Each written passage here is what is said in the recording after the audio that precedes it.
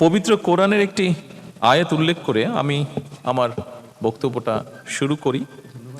আল্লাহ তাআলা বলেছেন, তিনি সেই সত্তা যিনি পৃথিবীতে যা কিছু আছে সব তোমাদের জন্য সৃষ্টি করেছেন।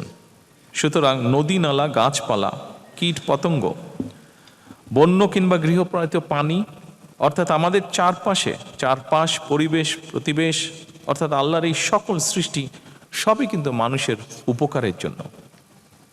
তবে আল্লাহ সকল সৃষ্টি থেকে যদি উপকার ভোগ করতে হয়, তাহলে মানুষ হিসাবে অবশ্যই কিন্তু আমাদের কিছু দায়িত্ব এবং কর্তব্য রয়েছে, যা খুব সংক্ষেপে আমি আপনাদের সামনে মাত্র তুলে ধরেছি।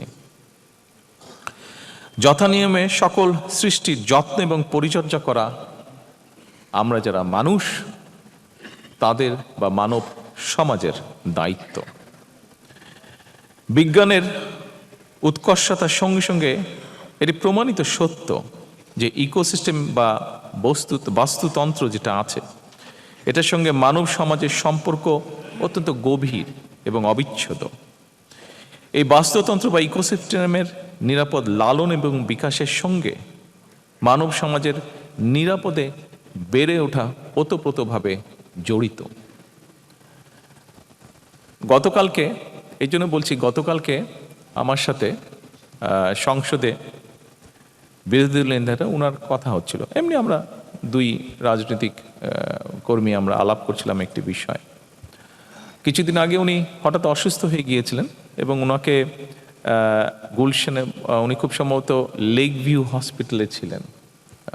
তো ওখানে ওনাকে ছাদে নিয়ে যাওয়া হয় একদিন। ছাদে নিয়ে যাওয়ার পরে উনি হাঁটছিলেন, কিন্তু উনি আমাকে যেটা বললেন যে কিছুক্ষণ পরে উনি আর ছাদে হাঁটতে পারছিলেন না, কারণ আশেপাশে এত অসম্ভব স্মেল লেকটার। তো আমার মনে হয় এই যে কথাটা বললাম, দেখুন এরকম অভিজ্ঞতা বোধহয় আমরা সকলেই, শুধু বিরোধী দলীয় নেতাই নয়, সকলেই কম বেশি আমরা বিভিন্ন সময় এইটা ফেস করে থাকি, এক্সপেরিয়েন্স করে থাকি এরকম অভিজ্ঞতা। সেজন্যই বলছি যে এইটার নিরাপদ লালন বা বিকাশের সঙ্গে মানব সমাজ বা আমরা কিভাবে জড়িত। উপস্থিতিবৃন্দ, আজকের এই পরিবেশ মেলা কিংবা বৃক্ষ মেলার যে আয়োজন, এটা যেমন বর্তমান এবং ভবিষ্যৎ প্রজন্মের সুন্দর এবং সুস্থভাবে বেড়ে ওঠার জন্য একটা নিরাপদ বিনিয়োগ বলে আমি মনে করি, যদি আমরা সকলে সিনসিয়ার হই। সেজন্য আমি যারা এই আয়োজন করেছেন, এই আয়োজনের সাথে যারা সম্পৃক্ত, আপনাদের সকলকে আমি অভিনন্দন জানাই। তবে এই আয়োজনটা কেবলমাত্র একটা বাৎসরিক আনুষ্ঠানিকতার মধ্যেই যদি সীমাবদ্ধ থাকে, সেটা বোধহয় থাকা উচিত হবে না। বৃক্ষরোপণ এবং পরিবেশ সংরক্ষণের মতন এই যে বিষয়টা, এটা আমাদের একটা নৈমিত্তিক অভ্যাসে যদি আমরা পরিণত করতে পারি, তাহলে আমরা সকলে বক্তব্যে যেই কথাগুলো বলি যে একটা স্বাস্থ্যকর বসতি গড়ে তোলা দরকার, আমাদের গড়ে তোলা উচিত, আমরা কাজ করছি, এই সবগুলো তাহলে ধীরে ধীরে আসলেই বাস্তবে রূপ নিতে পারবে। আজকে যারা